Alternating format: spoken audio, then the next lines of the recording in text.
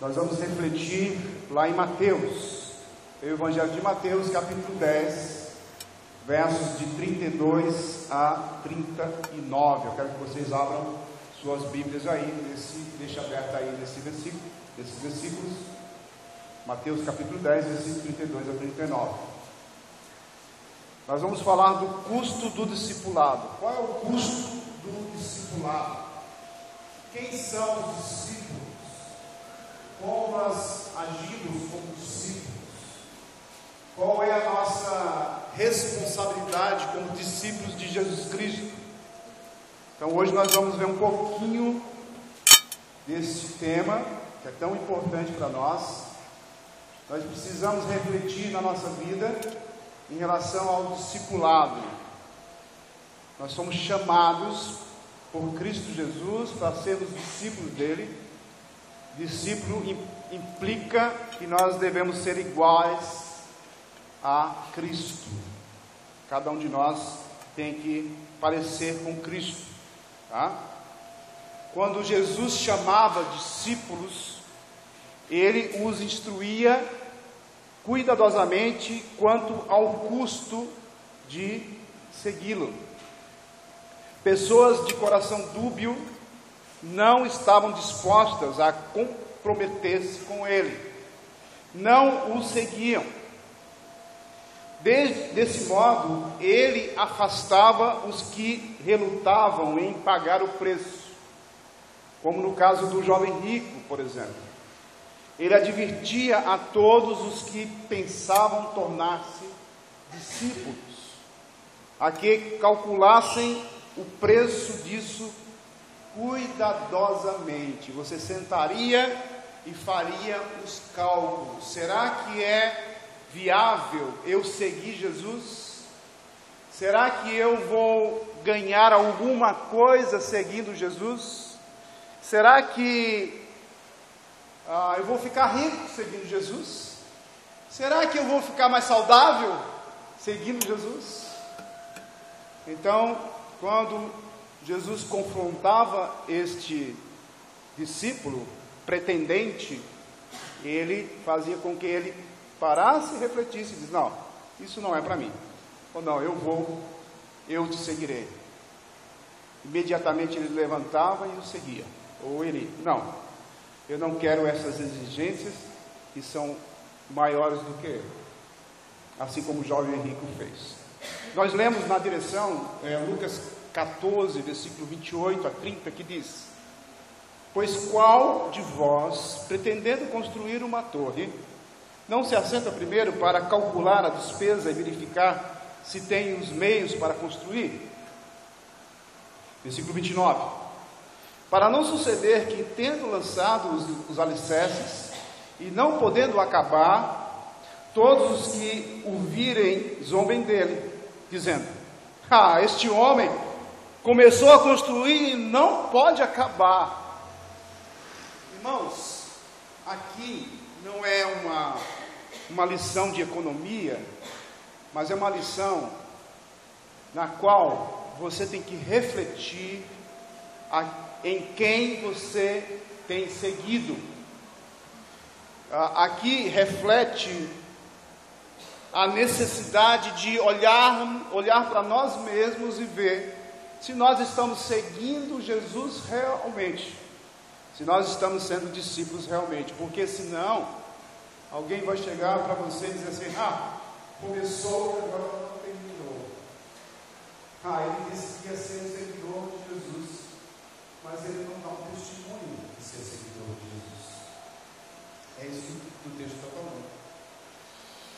Cristão é alguém cuja fé se expressa em submissão e obediência. Submissão e obediência. Cristão é alguém que segue a Cristo, que está inquestionavelmente comprometido com Cristo como seu Salvador. E aí a gente vai. Alguém que deseja agradar a Deus é um cristão. Seu objetivo fundamental é ser em tudo um discípulo de Jesus Cristo. Quando peca, busca perdão e dispõe-se a continuar avante. Este é o seu espírito e o seu caminhar. Um compromisso pleno. Ninguém pode vir a Jesus a não ser nesses termos. Os que pensam poder simplesmente fazer profissão de uma série de fatos do Evangelho e continuar vivendo de qualquer forma, conforme bem entendem, deveriam examinar a si mesmos e verificar se realmente estão na fé. É como diz lá em 2 Coríntios capítulo 13, versículo 5, que diz o seguinte, 2 Coríntios capítulo 13, versículo 5 diz: examinai-vos a vós mesmos se realmente estáis na fé. Provai-vos a vós mesmos, ou não reconheceis que Jesus Cristo está em vós? Se não é que já estáis reprovados? Agora vamos para o texto de Mateus capítulo 10, versículo 32. Mateus capítulo 10, verso 32 até o verso 39, que é o parágrafo que a gente vai examinar.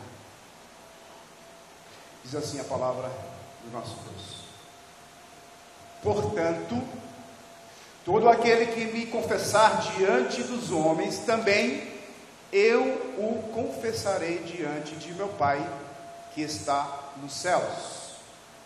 Mas aquele que negar diante dos homens, também eu o negarei diante de meu Pai que está nos céus.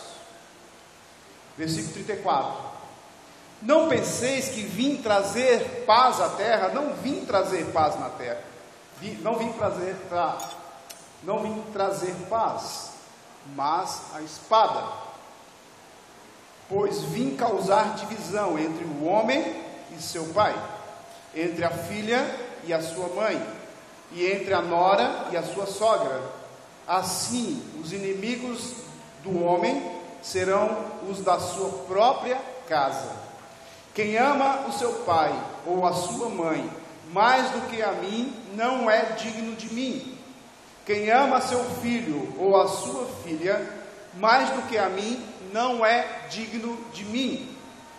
E quem não toma a sua cruz e vem após mim, não é digno de mim. Quem acha a sua vida, perdê-la-á.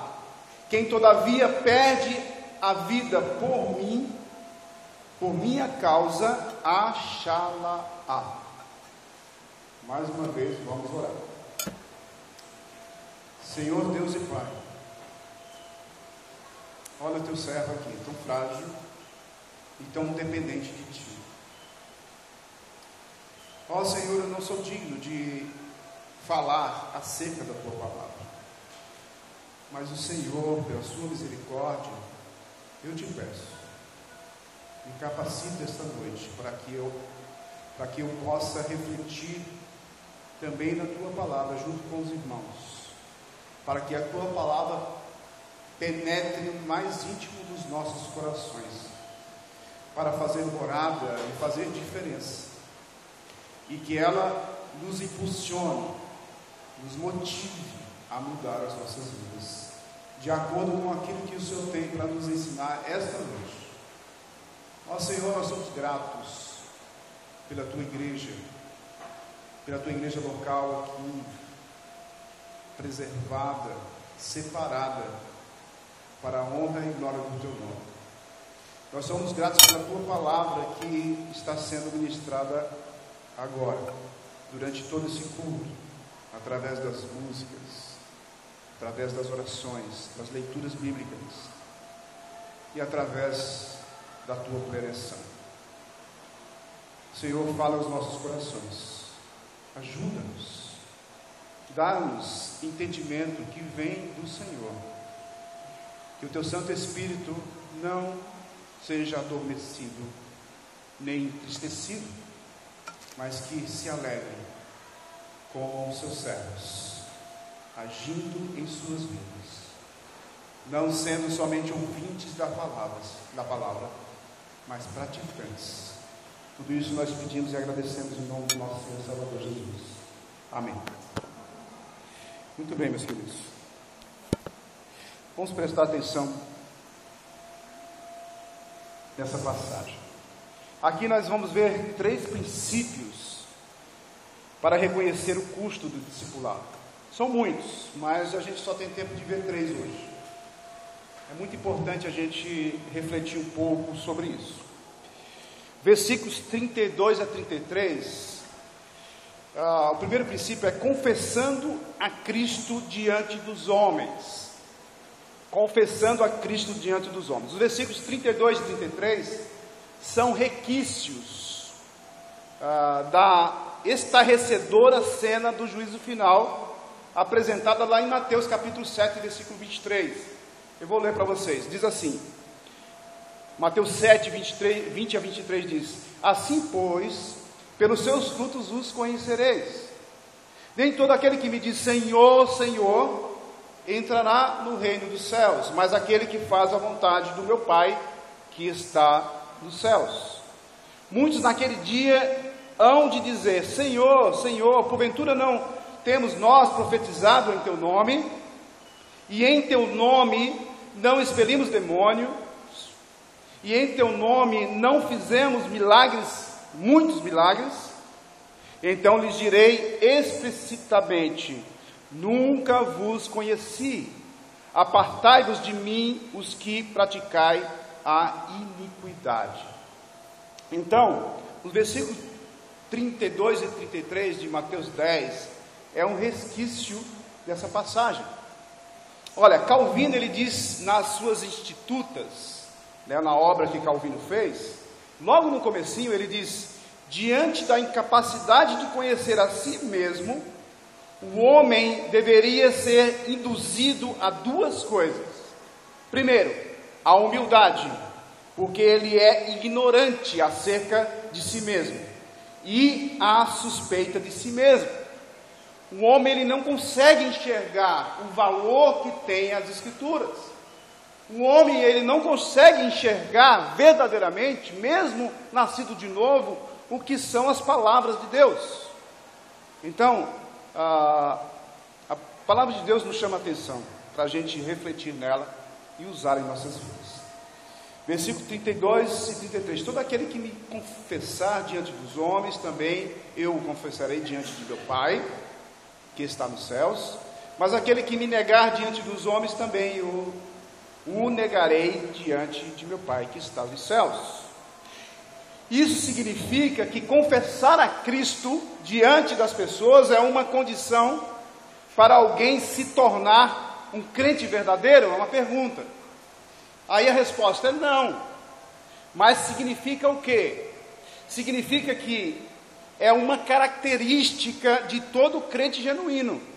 É que ele irá confessar Cristo diante dos homens. Eu não preciso de um mandamento, porque é algo natural do cristão. Ele recebe Cristo como Senhor e Salvador, e automaticamente ele vai falar, proclamar Cristo diante dos homens. Isso é natural do homem que nasceu de novo. Então, é uma característica. Paulo, ele escreveu lá em Romanos capítulo 1, versículo 16. Ele diz o seguinte: pois não me envergonho do Evangelho, porque é poder de Deus para a salvação. Eu não preciso me envergonhar do Evangelho diante dos homens.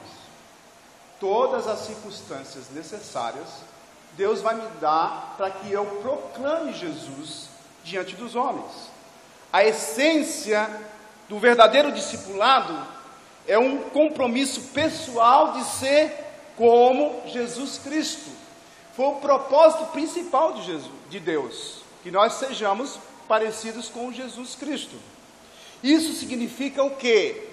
Significa agir como ele agia, como estar disposto a aceitar o mesmo tratamento que ele recebeu. Veja bem, se eu estou disposto a agir como Jesus agia,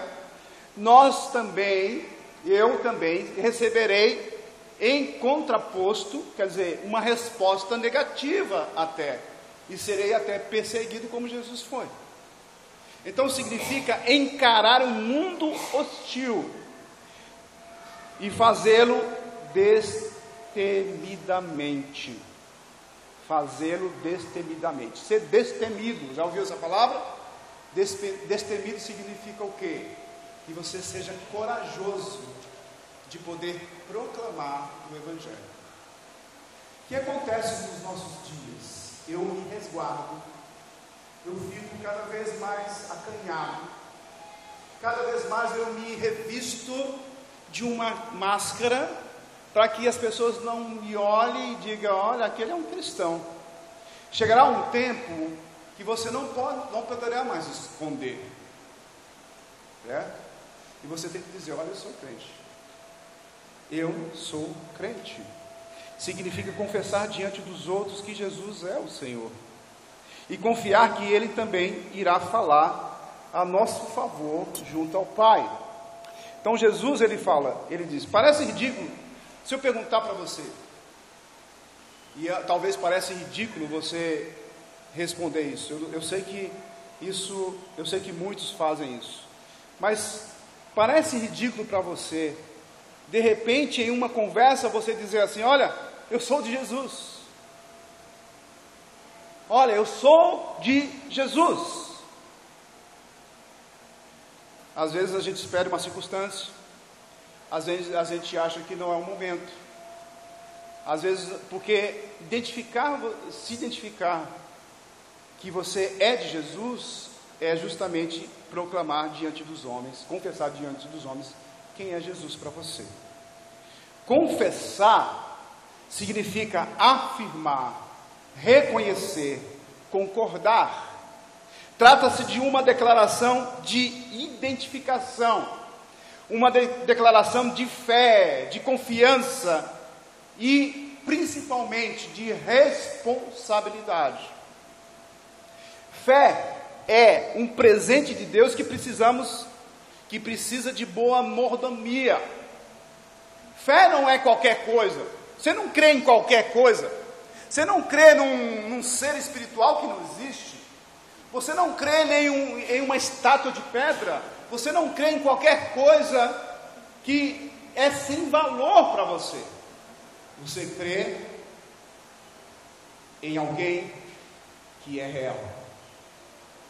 Você crê em alguém que Ele mesmo fez você crer. Olha, e o que é que eu faço com isso? Qual é a minha mordomia? Eu sou mordomo disso. Eu recebi de graça. A fé veio até mim sem eu pedir e sem eu merecer. E o que é que eu faço com isso? Absolutamente nada. Eu fico calado. Se você confessar Jesus diante dos homens, Jesus o confessará diante do Pai. Mas se você não confessar diante dos homens, Ele também não vai confessar diante do Pai. Essas palavras, podemos confessar a Cristo com os lábios, como diz lá em Romanos 10, 9, e também através de uma vida reta, como se dá a entender lá em Tito, capítulo 1, versículo 16. A Bíblia manda confessar a Cristo diante dos homens. Essas palavras realçam o caráter público da confissão, e não há como ignorá-las. A gente pensa assim, não, confessar diante dos homens é pelo batismo. Sim, é pelo batismo. Você está confessando a sua fé, e você já recebeu Cristo como Senhor e Salvador. Mas confessar diante dos homens é muito mais além. É você sair das quatro paredes, é você sair do tanque de batismo, é você sair além do muro, além do portão, é você sair e ir até as outras pessoas confessar Jesus. A confissão não é uma obra meramente humana, porque se fosse humana, a gente jamais sairíamos. Se fosse humana, você ficaria em casa. Se fosse humana, você não sairia da sua casa. Você estaria assistindo televisão. Se fosse humana, você não viria para a escola dominical. Se fosse humana, você não estaria ouvindo a palavra. Mas é Deus que faz você ouvir, é Deus que faz você crer, é Deus que impulsiona você logo após o seu ato de crer.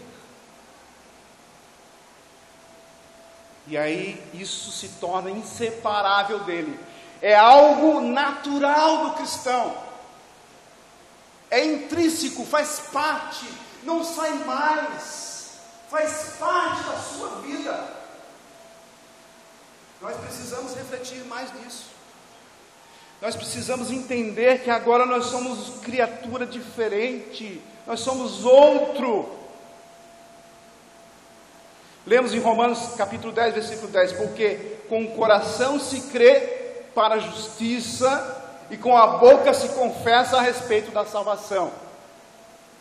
Se o coração realmente crê, a boca está ansiosa para falar de Cristo, porque tudo vem do coração, é do coração.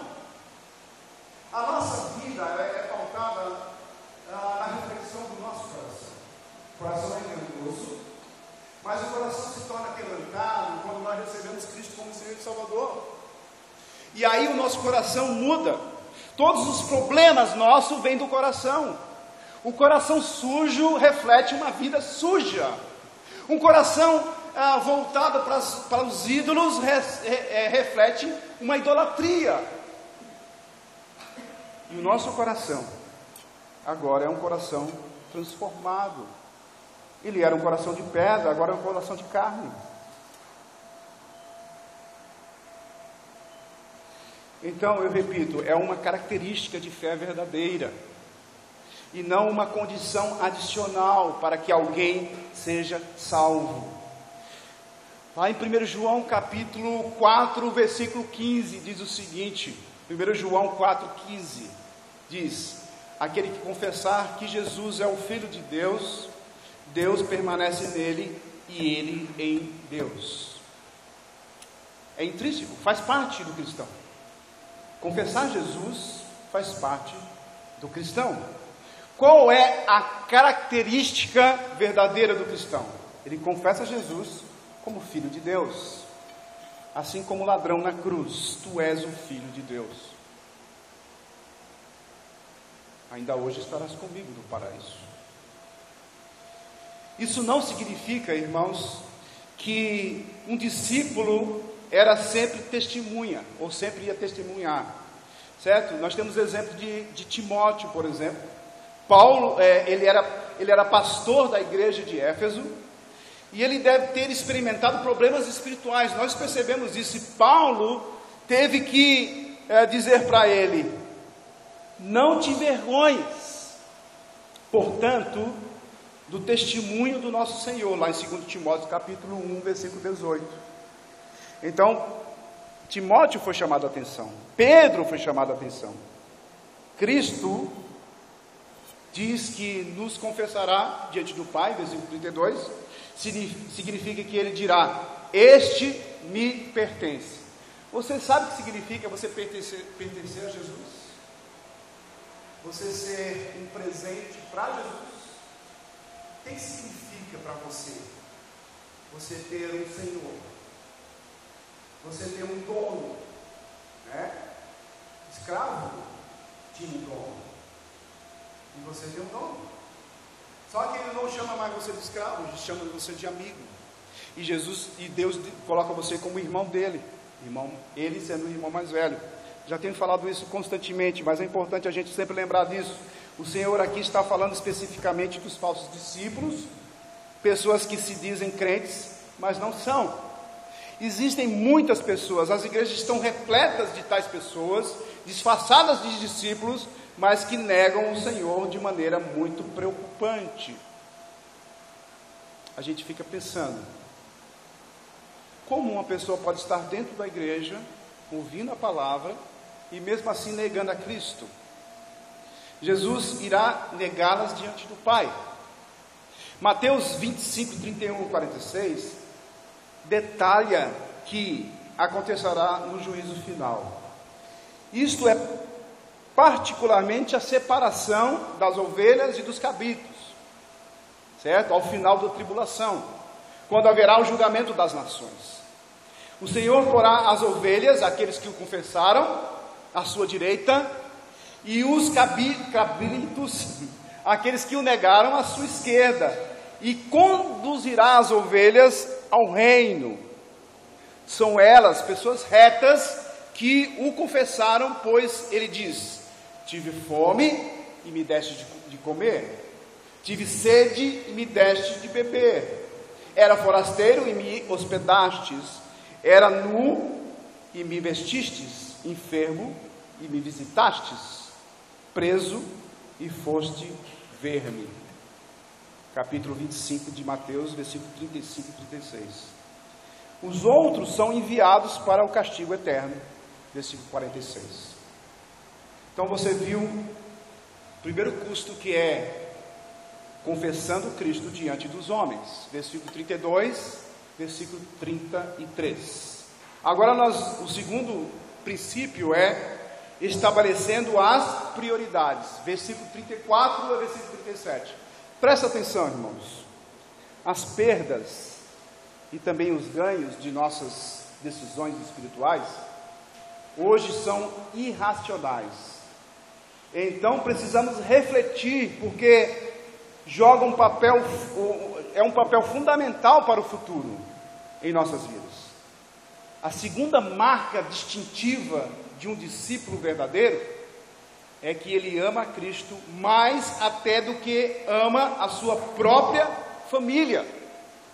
Versículo 34 a 37. Olha o versículo 37. É especialmente enfático quando ele diz: quem ama seus pais ou sua mãe mais do que a mim, não é digno de mim. Quem ama seu filho e sua filha mais do que a mim, não é digno de mim. Passagem que nós sabemos, está na nossa mente, já vimos várias e várias vezes. Mas como a gente entender isso? A passagem paralela é em Lucas capítulo 14, versículo 26. É ainda mais forte, quando ele diz lá no Lucas 14, 26, ele diz: se alguém vem a mim e não aborrece a seu pai e mãe e mulher e filhos e irmãos e irmãs, e ainda a sua própria vida, não pode ser meus discípulos. Será que realmente, para sermos discípulos, precisamos odiar nossa família? É óbvio que não é isto, né? Que isto em nenhum sentido refere-se a um ódio que viole mandamentos claros de Deus, porque Deus não pode dizer uma coisa em contradição com os mandamentos que ele fez anteriormente, né? Porque seria contradição, por exemplo, quando Deus diz: honra teu pai e tua mãe, lá em Êxodo capítulo 20, versículo 12, um dos 10 mandamentos. E lá em Efésios, ele usa Paulo para dizer aos maridos, amai vossas mulheres. Então, nesse sentido, Deus não está falando que a gente tem que odiar nossa família. Qual é a chave para compreendermos essa passagem? A chave é uma expressão que vem no final: e ainda a sua própria vida. O Senhor está dizendo que temos que lhe ser inquestionavelmente fiéis, até mesmo acima dos laços familiares, especialmente acima de nós mesmos. As Escrituras nos ensinam a negarmos a nós mesmos, Mateus 16, 24, e consideramos-nos mortos. Nós vemos isso lá em Romanos capítulo 6, verso 11. Então, despojarmos do velho homem, e num certo sentido tratarmos o nosso egocentrismo como o maior desprezo. 1 Coríntios capítulo 9, versículo 27. Essa é a mesma atitude que temos de ter para com os nossos bens materiais, e até mesmo para com a nossa família. E por que uma linguagem tão severa que Deus usa? Por que Cristo se utiliza de exigências tão ofensivas? Porque Ele deseja espantar para longe os que não querem comprometer-se, atraindo a si os verdadeiros discípulos. Então, quando Deus faz essa exigência, Ele está fazendo uma seleção de pessoas, das quais você faz parte.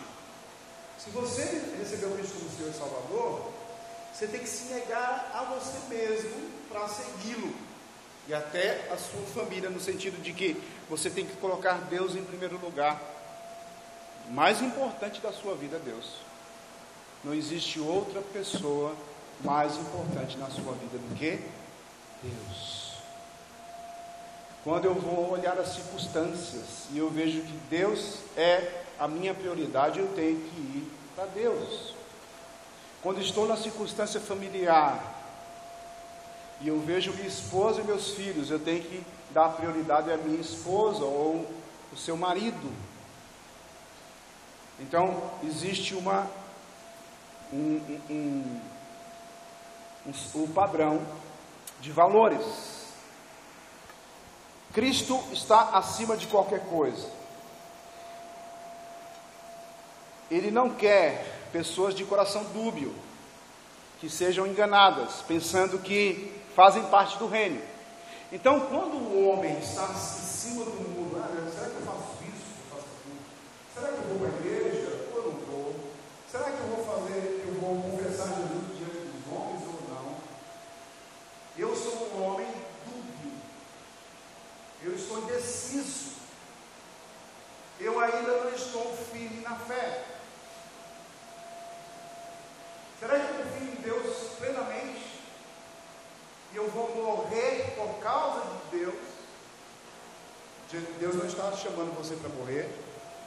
A gente vai ver isso aqui nesse próximo ponto. A menos que Ele seja a nossa prioridade primeira, não lhe pertence em nossas vidas. Então você viu que o primeiro custo é confessando Cristo diante dos homens. Versículo 32 e 33. Agora o segundo é estabelecendo as prioridades. Versículo 34 a 37. E o terceiro é tomando a cruz. Versículo 38 a 39. Tomando a cruz. Aquele que não está disposto a perder a vida para ter Cristo, não é digno dele. Mateus 10, versículo 38. Tal pessoa não pode ser um discípulo. Lucas 14, 27, paralelo, fala a mesma coisa. Estas afirmações não podem ser conciliadas com a ideia vaga de conversão tão comum em nossa geração. Um monte de pessoas se convertem.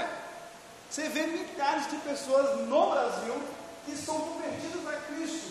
Eu sou de Cristo, eu sou de Cristo, eu sou de Cristo. Eu aceitei Cristo, agora eu sou uma nova criatura, agora eu sou evangélico. Mas olha como é a vida das pessoas. Vai ver como elas tratam o evangelho, como elas tratam Cristo como Senhor das suas vidas. Vai ver como elas andam, como elas falam, como elas transmitem os valores cristãos. Vai ver como elas defendem as coisas que são contra Deus, como elas defendem o adultério, como elas defendem o aborto, como elas defendem várias outras doutrinas, homossexualidade e tudo mais. E ainda assim ser cristãos. Será que ser discípulo de Cristo é fazer algumas coisas que Ele pede para fazer e outras que eu fazia e eu continuarei fazendo? Será que ser discípulo de Cristo é tomar a cruz? Como a gente vai entender isso? Vamos entender. Essas afirmações podem ser, eu já falei isso, Jesus não pede às pessoas que o acrescente às circunstâncias de sua vida. Não adianta você dizer assim, olha, agora eu sou cristão, agora eu sou evangélico, eu só acrescento Jesus para a minha vida para que eu sinta um certo tipo de alívio. Eu coloco Jesus como algo mais para que eu possa satisfazer o meu ego na balança da vida, na qual eu vou colocar um peso mais forte de bondade, que é Cristo, para balançar toda a minha equidade, todo o meu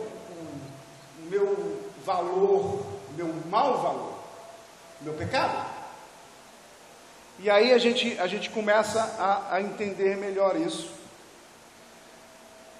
Ele não quer discípulos dispostos a renunciar a tudo. Aliás, ele quer discípulos dispostos a renunciar a tudo. Como é que eu posso renunciar a tudo e seguir só Jesus? Como é que eu posso deixar a minha vida para servir a Jesus? Isso implica em completa autonegação, ao ponto de voluntariamente morrer-se por amor a Ele. Então, quando Mateus capítulo 10, versículo 38 diz: e quem não tomar a sua cruz e vem após mim, não é digno de mim. Não se refere à cruz de uma circunstância difícil, como a gente pensa, ou de uma enfermidade crônica. Estou carregando a minha cruz e vou seguir Jesus. Ou de um cônjuge ranzinza, minha esposa ou meu marido é tão difícil, mas eu estou carregando a minha cruz. Não é isso que significa carregar a cruz, certo? Todos já ouvimos sermões devocionais que falam, que espiritualizam esta passagem ao ponto de interpretarem a cruz como qualquer coisa, desde uma sombra mal-humorada até uma goteira no teto, ou um carro velho. Essa é a minha cruz. O carro só fica quebra toda hora, estou gastando dinheiro no meu carro. Essa é a minha cruz que Deus me deu. Não é isso que Deus está falando. Se fosse só isso era pouco. Mas não é esse o significado que a palavra da cruz tinha para o auditório de Jesus. Quando Jesus fala, eles já entenderam. O contexto da época dá para eles entender facilmente. Para nós não, porque foi algo que aconteceu há 2000 anos atrás. Havia um contexto diferente, uma cultura diferente, uma língua diferente, pessoas diferentes. Como a gente entender isso nos nossos dias? Temos que trazer para os nossos dias. E aí, a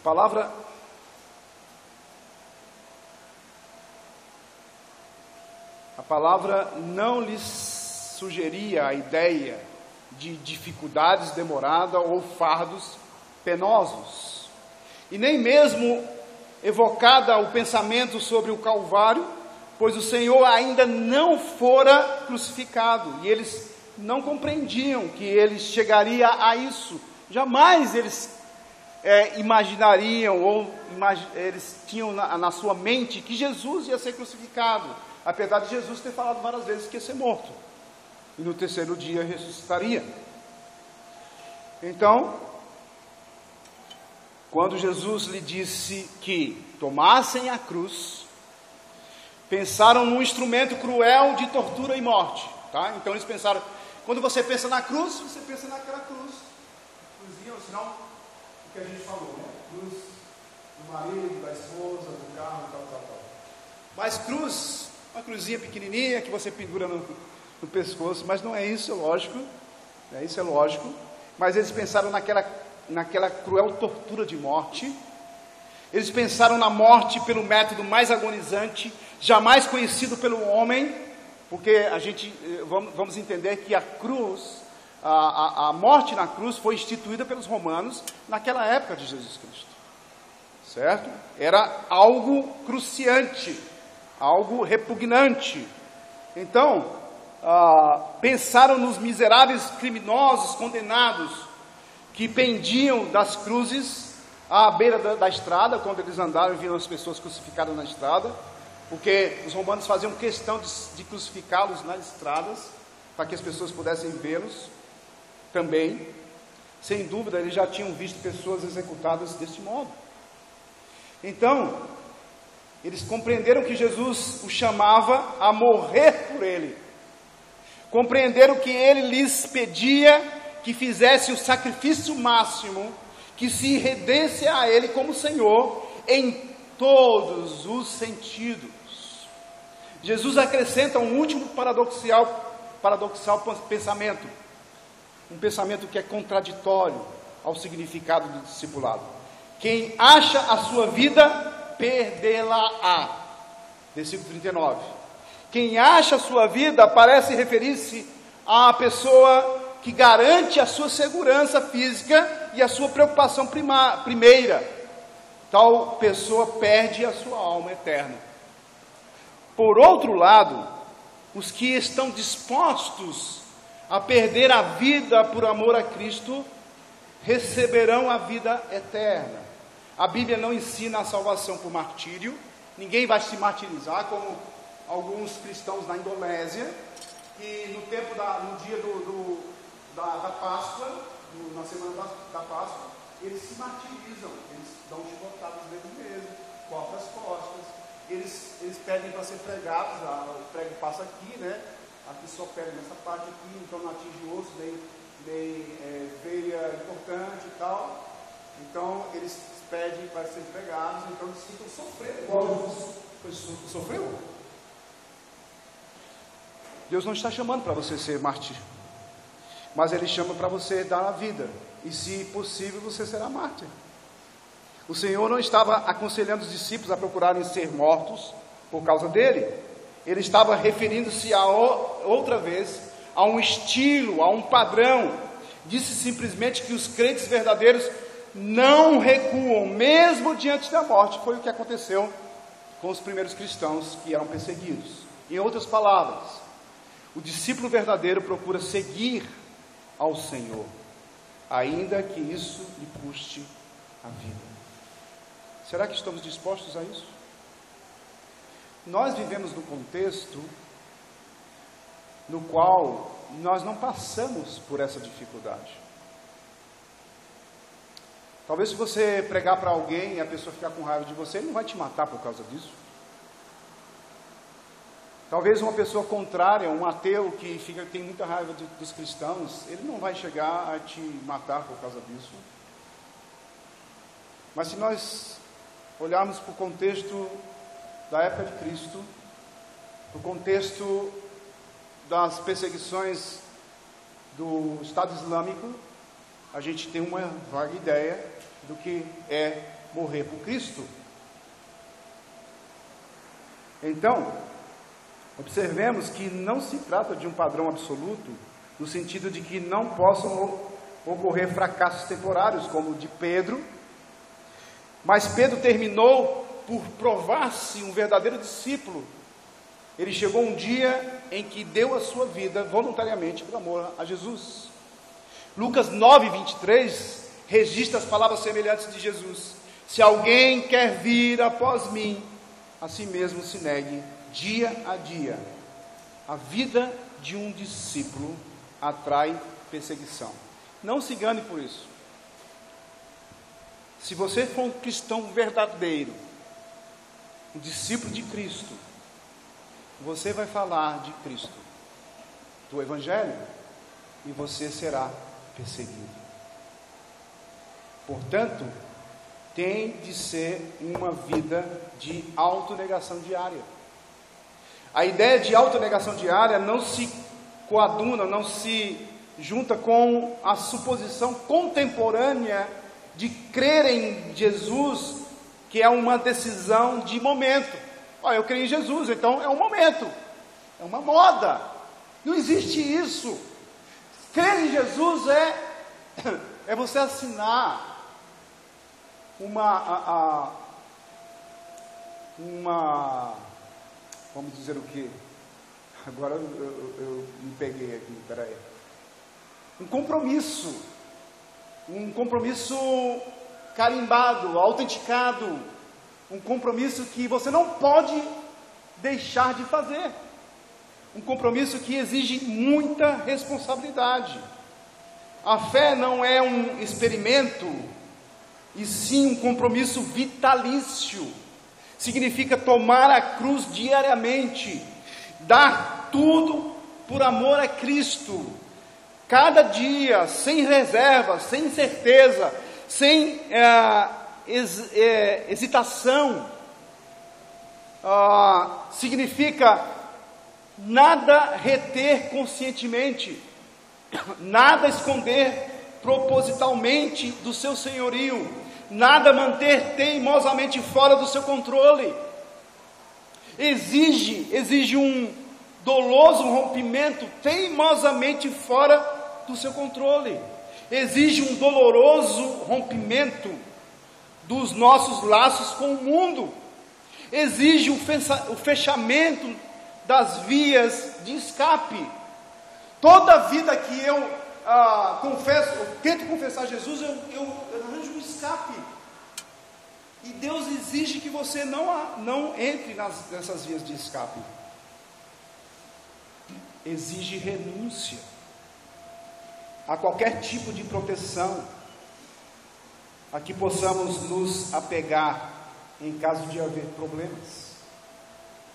Eu não posso dizer que sou discípulo de Jesus e ao mesmo tempo eu arranjo subterfúgios para tentar não dizer que eu sou um discípulo. Eu sou cristão, mas você sabe, eu sou cristão não praticante.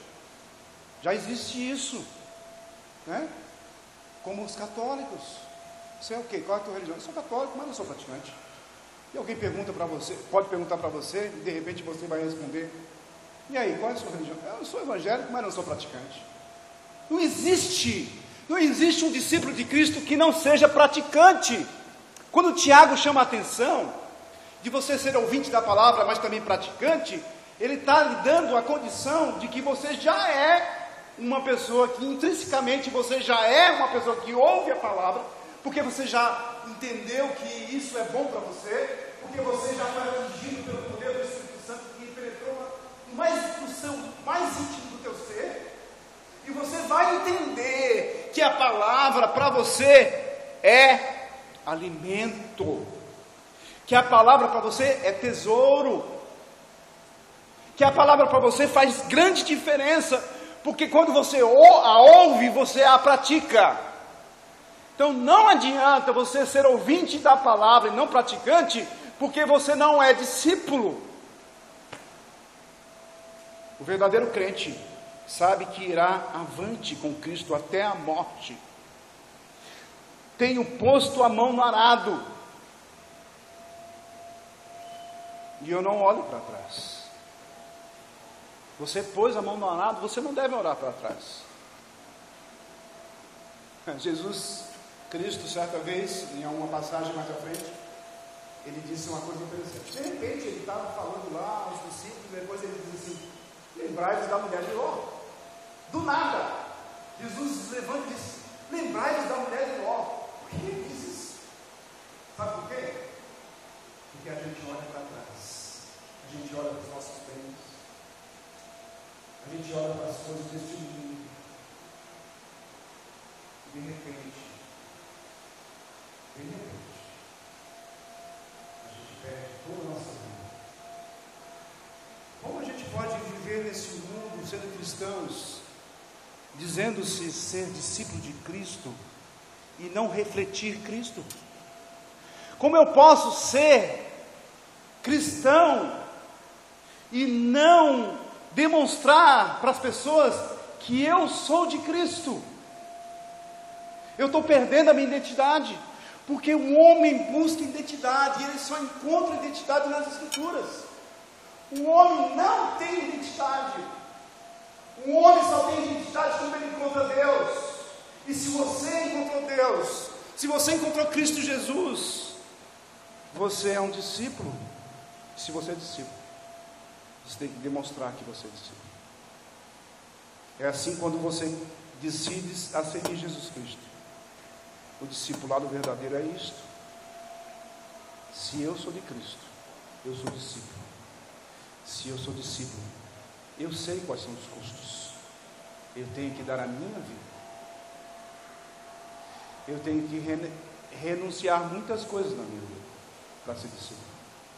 Porque um dia, se nós confessamos Jesus diante dos homens, Jesus nos confessará diante do Deus, nosso Pai. Mas se nós não confessamos Jesus como Senhor, como Senhor das nossas vidas, aos homens, Jesus não confessará diante do Pai. Precisamos refletir o que é ser discípulo. Você precisa refletir o que é ser discípulo. Senhor nosso Deus e Pai, com a Tua graça e a Tua misericórdia, que se renova a cada dia, a Sua longanimidade, o Seu grande amor por nós, e a Sua justiça, que também é aplicada em nossas vidas quando nós o desobedecemos. Ajuda-nos, Senhor, a enxergar estes valores. Dá-nos, Senhor, forças que vêm do Teu Santo Espírito, para usarmos os frutos do Espírito, colocando em nossas vidas o Teu caráter, para refletir Cristo, para ser mais parecidos com o Senhor Jesus. Tudo isso nós pedimos e agradecemos por esta igreja. Te suplicamos que ela seja um padrão de amor por Ti. Que essa igreja seja uma igreja missionária, uma igreja que ame missões, uma igreja que dê frutos para a honra e glória do Teu nome. É isso que nós te pedimos, em nome do nosso Senhor Salvador Jesus. Amém.